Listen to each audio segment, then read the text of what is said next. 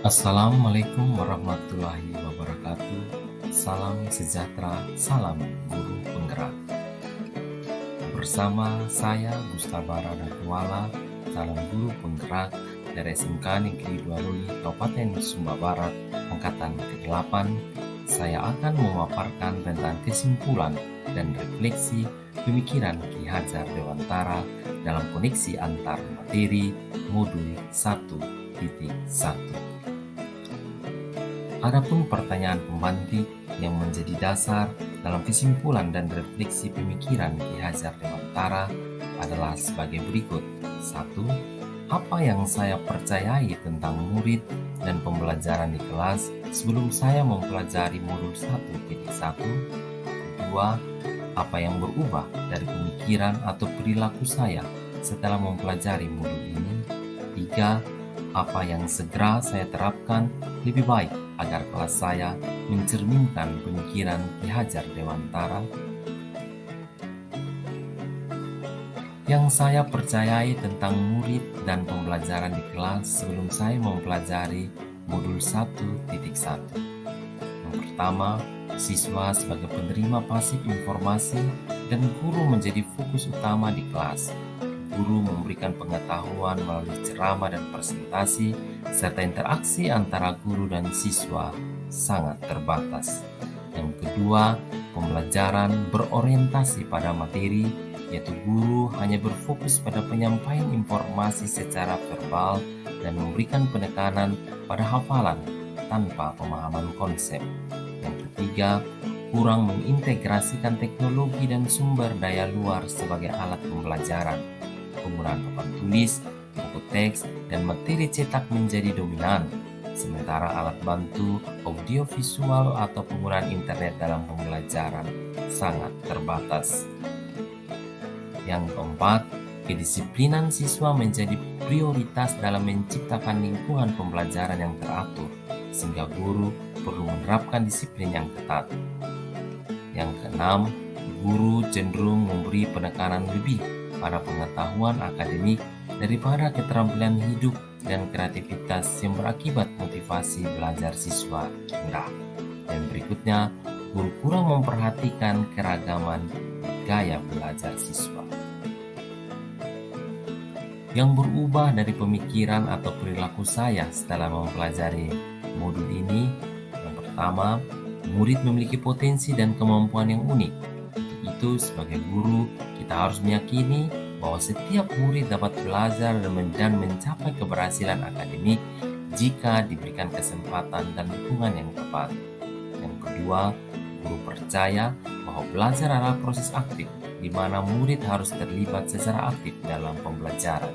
Yang ketiga, setiap murid memiliki gaya belajar yang berbeda. Untuk itu, sebagai guru harus berusaha menyediakan berbagai pendekatan pembelajaran yang beragam untuk memenuhi kebutuhan individu murid. Yang keempat, kolaborasi dan interaksi antara murid sangat penting. Dalam proses pembelajaran, guru harus mendorong penerapan diskusi kelompok, proyek berbasis tim, dan kerjasama antar murid untuk memperkaya pembelajaran. Yang kelima, guru harus meyakini bahwa pembelajaran tidak hanya tentang pengetahuan akademik semata, tetapi juga tentang pengembangan keterampilan hidup yang penting. Guru mendorong murid untuk mengembangkan keterampilan seperti berpikir kritis, komunikasi, kerjasama, dan kreativitas.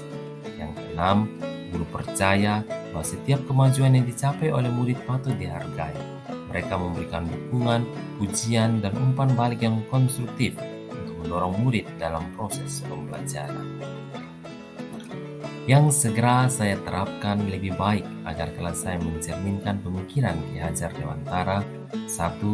Membangun hubungan yang inklusif, di mana semua siswa merasa diterima dan dihargai tanpa memandang latar belakang mereka. Mengupayakan agar tidak ada diskriminasi atau perlakuan yang tidak adil dalam kelas. Yang kedua, mengenal siswa secara personal, termasuk minat, kebutuhan, dan kemampuan mereka. Yang ketiga, mendorong siswa untuk terlibat secara aktif dalam proses pembelajaran, memberikan kesempatan bagi mereka untuk berdiskusi, bertanya, dan berpartisipasi dalam kegiatan pembelajaran yang mendorong berpikir kritis dan kreatif. Yang keempat, memfasilitasi kerjasama antara siswa yang mendorong proyek kelompok, diskusi berbasis tim, atau kegiatan kolaboratif lainnya. Hal ini akan memperkuat kemampuan sosial mereka dan meningkatkan pembelajaran melalui interaksi antar siswa.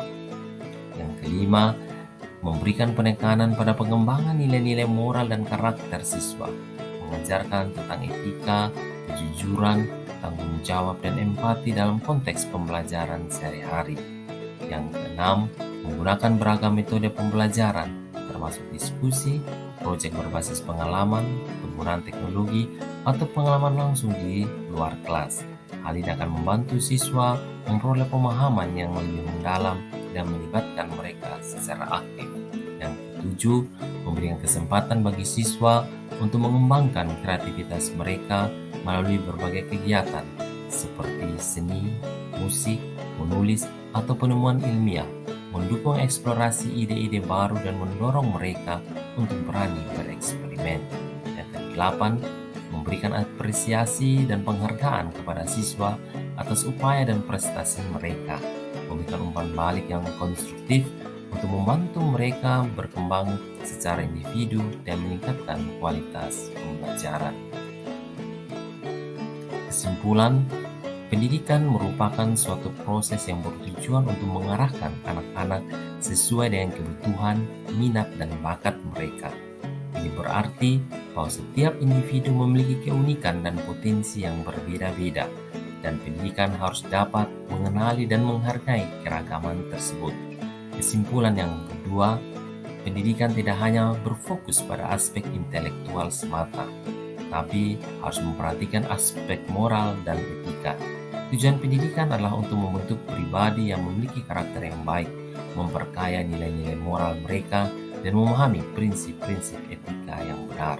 Dan kesimpulan yang ketiga, pendidikan yang berhamba pada anak adalah komitmen untuk melayani dan memberikan yang terbaik kepada murid dengan mengutamakan kebutuhan, potensi, dan perkembangan mereka. Demikianlah pemaparan saya tentang kesimpulan dan refleksi pemikiran Ki Hajar Dewantara. Terima kasih, salam bahagia, dan salam guru penggerak.